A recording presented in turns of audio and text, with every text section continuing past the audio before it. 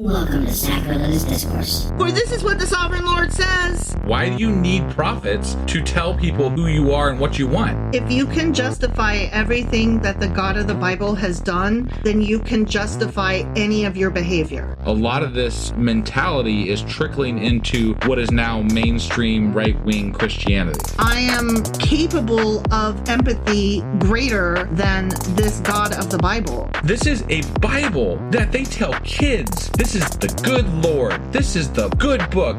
He is fantasizing about murder, mass murder.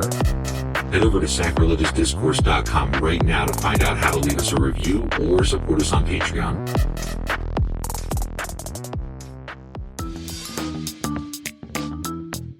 Hey there, sinners and saints. It's your favorite Bible-bashing duo from Sacrilegious Discourse, and we need your help. That's right, folks. We're raising funds for some heavenly equipment and a studio that doesn't sound like it's in the depths of hell. Our current setup, let's just say it's more apocalypse than audiophile. So if you want to hear us dissect the Bible without the background noise of demonic squirrels, chip in a few bucks. We're aiming for $5,000 to upgrade our audio and build a studio worthy of blasphemous banter.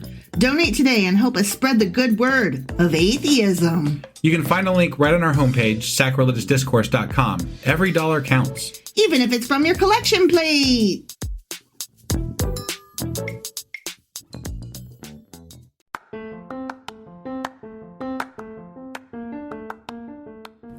Welcome to Sacrilegious Discourse. I'm husband. And I'm wife. Together, we're reading the Bible for the very first time.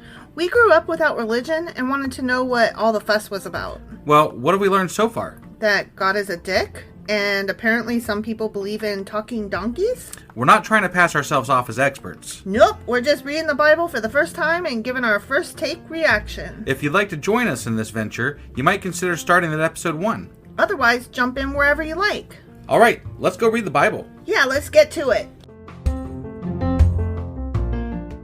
Husband! Wife! Do you remember what happened yesterday? Yeah, Zophar was a dick. He sure as fuck was. He needs to, go away. He was like, liar! Job needs to be pissed the fuck off, man. And then Zophar was like, you're witless and evil and stupid. Right? God. Yeah, You're ridiculous. You're a bad idiot. He really came down hard on Job. I did not. I'm mad all over again today. Right? It made me so mad. Yeah, he was a dick. I'm just like, whomst the fuck? Right? But you know who wasn't a dick? Who? Alyssa. Alyssa! Alyssa is our newest patron subscriber. One of our newest patron subscribers. Sorry, we're catching up. But definitely one of the newest Patreon subscribers that we have. Alyssa, thank you so much. Yeah, definitely. We really, we're doing this every day this week, but it never gets old. No. We really do appreciate each and every one of our Patreon subscribers because you're helping us do what we are doing.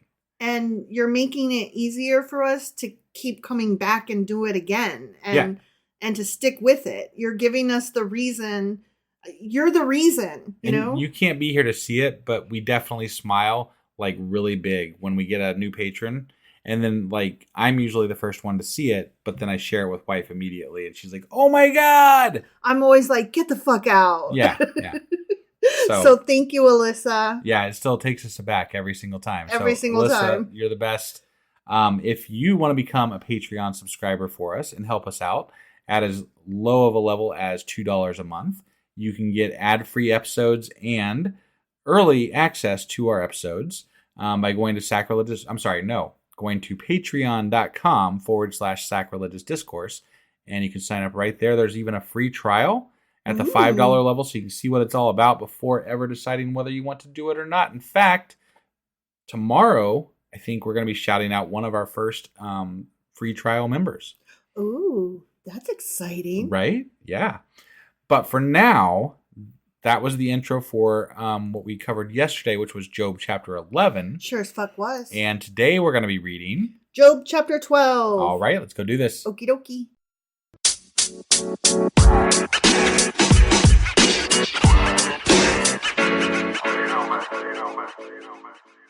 Okay, Job chapter 12. Okay. Then Job replied, doubtless you are the only people who matter, and wisdom will die with you. Was that as sarcasm? I mean, I'm going to take it that way. That was great. That sounded like sarcasm. I mean, dude just called him witless. So, like, you know, that was a nice comeback. Oh, sure, you're smart. Okay, tell me a wise one. But I have a mind as well as you. I am not inferior to you. Yeah. Like, what sarcasm? You stand up for yourself, Job. You go. Nice. Yeah. This is cool. Right? Who does not know all these things? He's like, no shit. Everything you're saying, like, I was at class too. Right. I have become a laughingstock to my friends, though I called on God and he answered. A mere laughingstock, though righteous and blameless. Damn, I'm really proud of him. Yeah. Those who are at ease have contempt for misfortune as the fate of those whose feet are slipping.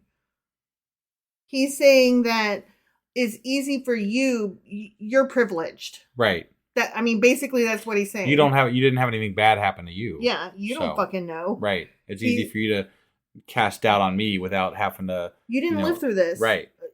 Did you lose your 10 children and get boils? Right. How about fuck off then? But that could go for anybody. Mm-hmm. Like, hypothetically, this guy is a 1 in a million case, right? He's the only guy that God hasn't judged, apparently. Mm-hmm. And he's having this all happen because of a bet between God and Satan. Right. So it's not far off base in that world, in that Sure. idea that God does punish people correctly. Right.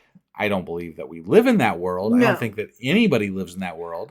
Even in the world of the Bible, they didn't live in that world. Right. But I mean, I'm just saying that as far as they're portraying to us, God does do things for a reason and what have you. So the fact that they're saying, well, you must have done something bad, does make some in the Bible canon logical sense. Right. But obviously it's wrong this time. Mm-hmm. So I don't know. You know what I mean? Like, I don't know how to take this. Like, they're weird. not wrong, but they're wrong. It's weird. You're supposed to hold two ideas in your head at once. And sometimes it's okay to do that. Walk and chew gum, right? Sure. But in this particular case, no, but they're completely, like, one does not go with the other. Well, and I don't know how you can read these books and not, think of kids who are dying of cancer or, young people who are just not treated the way they should be. Mothers who lose their babies. Right. Yeah. I mean, how can you not think of these things where the person who died literally had no faults? Right. Right? Like, there was no faults to begin with. Mm-hmm. You have to be able to think of that when you're reading this, because God punishes, quote unquote, if there is a God, whatever. There's not a God. But you know what I'm saying? Within the context of this book. Right. You have to be able to say, but he does punish unjustly. He does. He does. If there is a God, he punishes unjustly. Well, and he himself has shown examples of that in the writings of this book. Right. Or at the very least allows for punishment. Yeah. Yeah. So. Totally. Sorry. So anyway, Job is going off. Yeah. And I'm glad of it. Yeah. The tents of marauders are undisturbed, and those who provoke God are secure. Those God has in his hand. But ask the animals, and they will teach you, or the birds in the sky, and they will tell you, or speak to the earth, and it will teach you, or let the fish in the sea inform you. Which of all these does not know that the hand of the Lord has done this? In his life is the life of every creature, and the breath of all mankind. Does not the ear test words as the tongue tastes food? Is not wisdom found among the aged? Does not long life bring understanding? It sounds like he's saying like more of the same, like no shit. Yeah. No shit, Sherlock. I do take a little bit of exception with the does long life bring understanding, because I gotta be honest with you, I deal with a lot of old people, and I don't think that's true. It's really not. Old people cannot adapt. Yeah, They're really bad. So bad. It's really bad. Like, I don't even necessarily think that it's old people in general. I think it's boomers and older. Right. I think that maybe Gen X will be the first generation that doesn't quite age out of learning, because we were the first generation that played video games through adulthood. You know what I mean? Right. And so we were also the first generation that we know life before computers and after computers, before cell phones and after cell phones. Right. Like, we grew up without and learned in our teenage and young adult years. Right. So I feel like Gen X, which you and I are, is going to be the first generation that doesn't age out of learning. I really hope so. That'd be great. That would be great. Although I already know some of our generation that has already done that. No, and I'm not saying our generation across the whole. Right. Yes, I mean PTA moms, Karens, etc. Like they're done. They quit learning. Right. They have zero. We're just going for percentages here, right? Yeah. Like we want a higher percentage than the boomers. Yes. Got it. And the millennials, there will be more millennials than Gen X. And there will definitely be more Gen Z than millennials. To be perfectly fair, I do meet my fair share of boomers too that are still, pretty hip and cool. There are some that are somewhat savvy.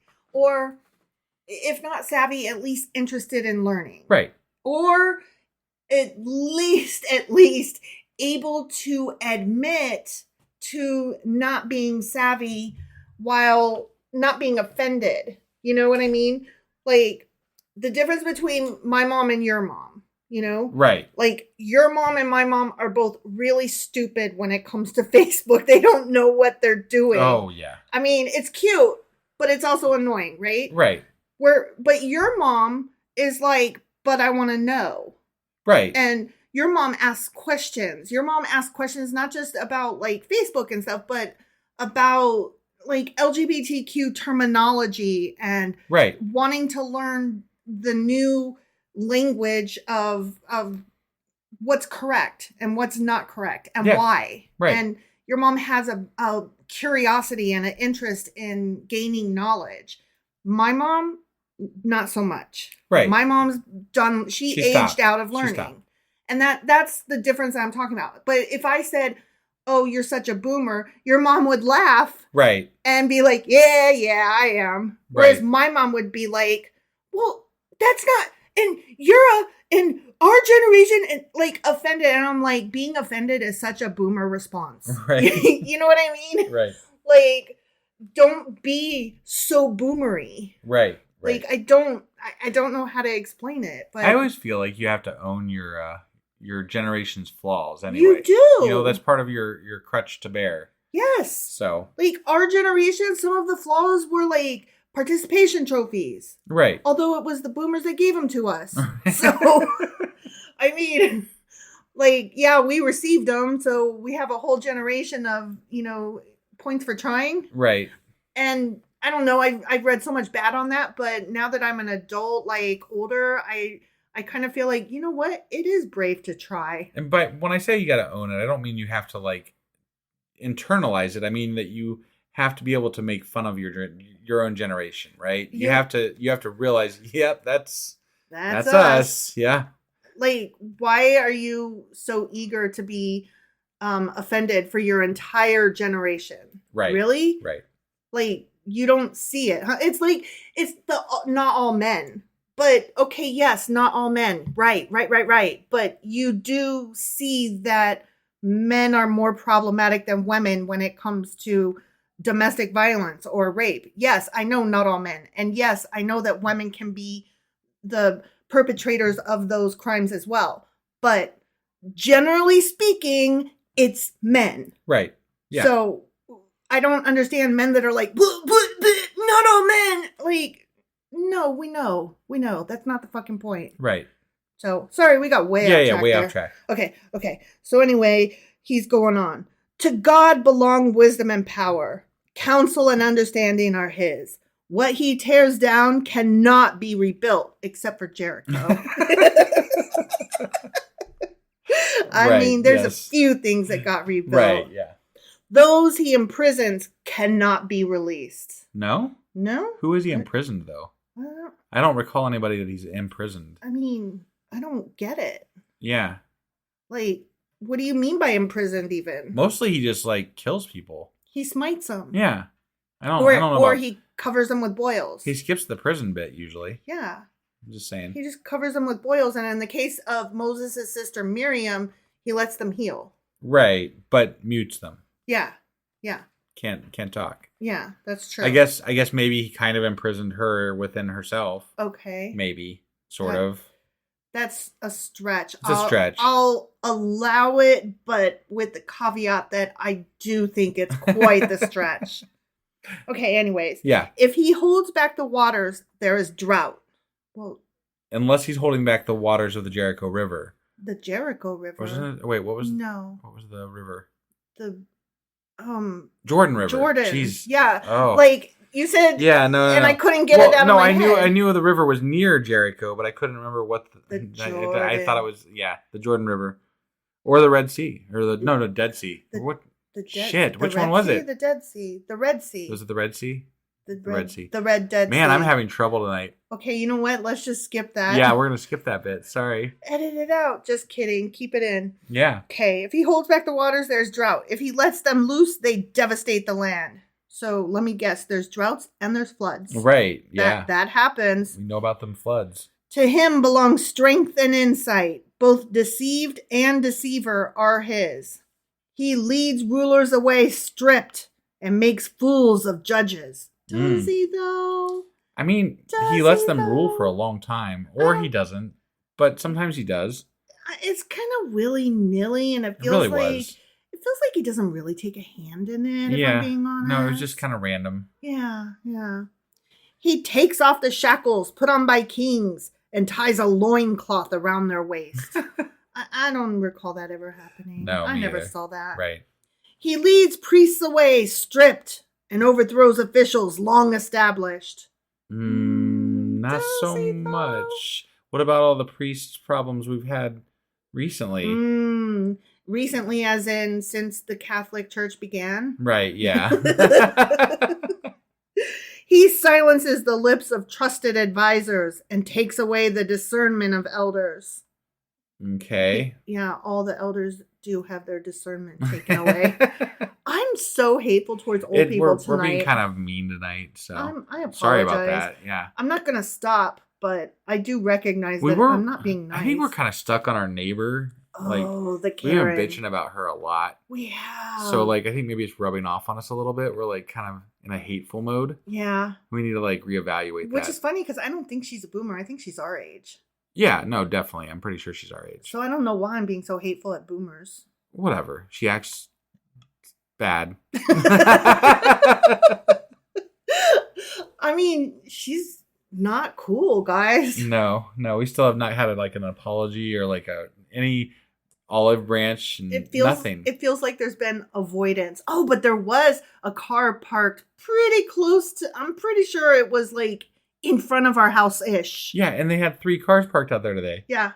What the fuck? Seriously? You just yelled at... Whatever. I'm done. No, you have to finish it for anybody who wasn't listening or forgot. Okay. She just literally asked us, I guess I don't get two parking spaces in front of my house anymore, huh? On public parking. Yeah. Public street parking. And so, tonight she's got 3 cars out there. And I'll have you know, she's not moving. And I'll have you know, we only have 1 out there. Yeah. We have 1. And part of one of her 3 cars was parked in front of our property. Yeah. So, anyway. And normally, I wouldn't give a fuck. I didn't give a fuck all the times before that when their cars... when we had to park down the street because there was people parked in front of our fucking house and it was probably her.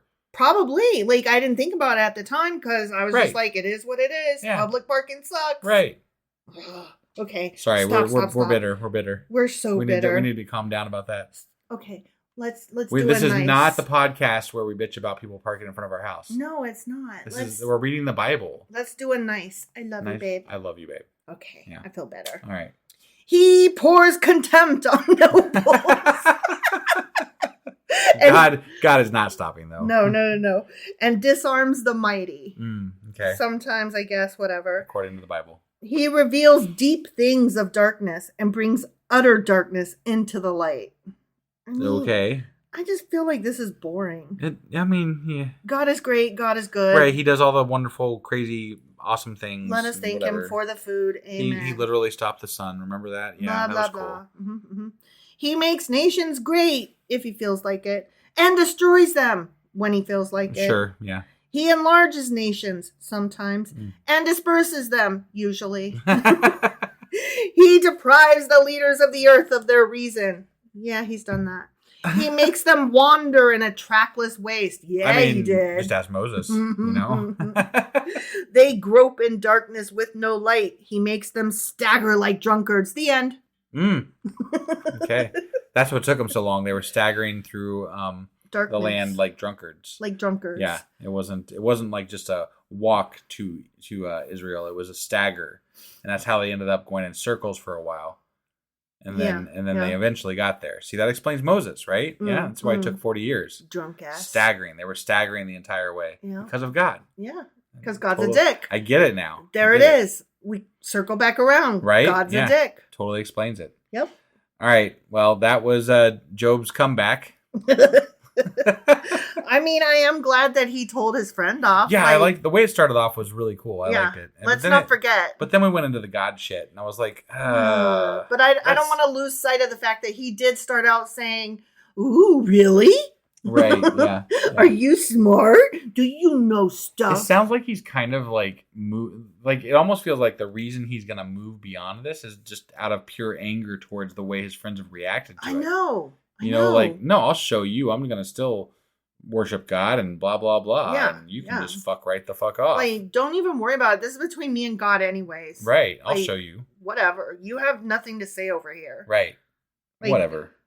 You know what I don't know about the story of Job? What's that? How it ends. Nor do I. And I'm curious. Like, now that we're 12 books in, I'm curious. Like, does he just end up dying in the end, or do we do like? It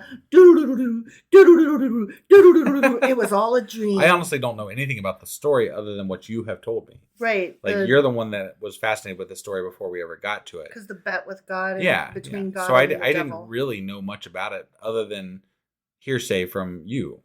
And so... Wow. So you didn't know anything about Job before I told you? I mean, I might have heard like the smallest snippets before you had told me something about it.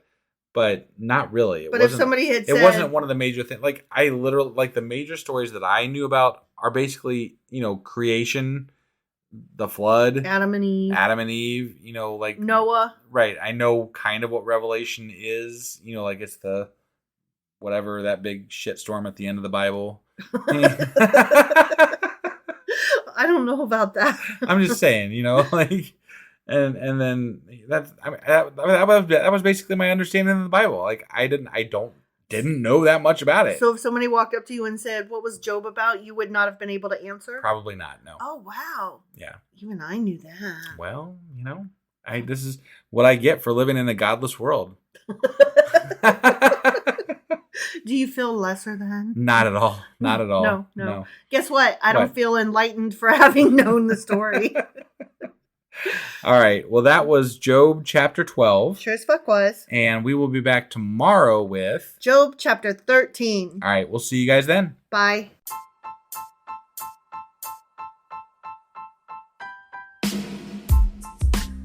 Hey, wife. I guess that's the end? But husband, that's just sad. It doesn't have to be. We are on lots of social media platforms like Twitter. Our handle there is sacrilegious_D. For D's nuts. Oh my God.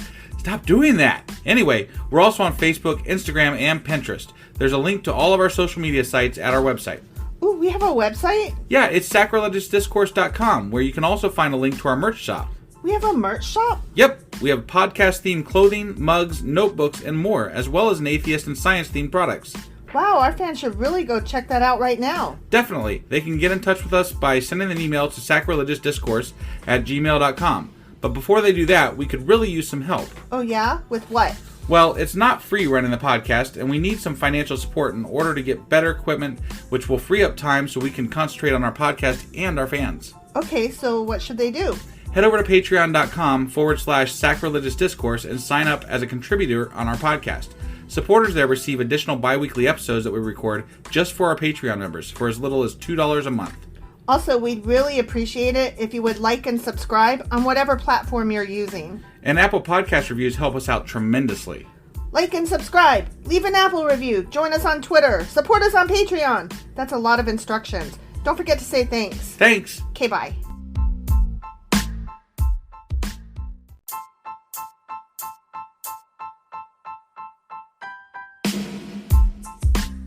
Hey, wife, I guess that's the end? But husband, that's just sad. It doesn't have to be. We are on lots of social media platforms like Twitter. Our handle there is sacrilegious_D. For D's nuts. Oh my God. Stop doing that. Anyway, we're also on Facebook, Instagram, and Pinterest. There's a link to all of our social media sites at our website. Ooh, we have a website? Yeah, it's sacrilegiousdiscourse.com, where you can also find a link to our merch shop. We have a merch shop? Yep, we have podcast-themed clothing, mugs, notebooks, and more, as well as an atheist and science-themed products. Wow, our fans should really go check that out right now. Definitely. They can get in touch with us by sending an email to sacrilegiousdiscourse@gmail.com. But before they do that, we could really use some help. Oh yeah? With what? Well, it's not free running the podcast, and we need some financial support in order to get better equipment, which will free up time so we can concentrate on our podcast and our fans. Okay, so what should they do? Head over to patreon.com/sacrilegiousdiscourse and sign up as a contributor on our podcast. Supporters there receive additional bi-weekly episodes that we record just for our Patreon members for as little as $2 a month. Also, we'd really appreciate it if you would like and subscribe on whatever platform you're using. And Apple Podcast reviews help us out tremendously. Like and subscribe. Leave an Apple review. Join us on Twitter. Support us on Patreon. That's a lot of instructions. Don't forget to say thanks. Thanks. Okay, bye.